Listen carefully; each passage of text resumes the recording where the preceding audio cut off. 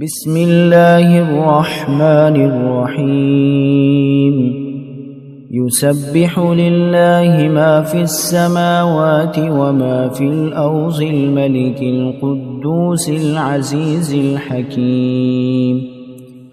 هو الذي بعث في الأميين رسولا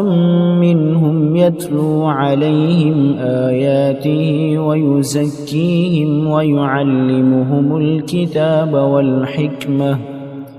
وإن كانوا من قبل لفي ضلال مبين وآخرين منهم لما يلحقوا بهم وهو العزيز الحكيم ذلك فضل الله يؤتيه من يشاء والله ذو الفضل العظيم مثل الذين حملوا التوراة ثم لم يحملوها كمثل الحمار يحمل أسفارا بئس مثل القوم الذين كذبوا بآيات الله والله لا يهدي القوم الظالمين قل يا أيها الذين هادوا إن زعمتم أنكم أولياء لله من دون الناس فتمنوا الموت إن كنتم صادقين ولا يتمنونه أبدا بما قدمت أيديهم والله عليم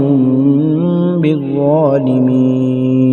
قل إن الموت الذي تفرون منه فإنه ملاقيكم ثم تردون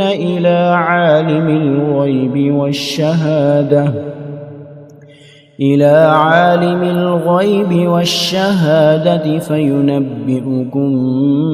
بما كنتم تعملون يا أيها الذين آمنوا إذا نودي للصلاة من يوم الجمعة فاسعوا إلى ذكر الله وذروا البيع ذلكم خير لكم إن كنتم تعلمون فإذا قضيت الصلاة فانتشروا في الأرض وابتغوا من فضل الله واذكروا الله كثيرا لعلكم تفلحون وإذا رأوا تجارة أو لهوا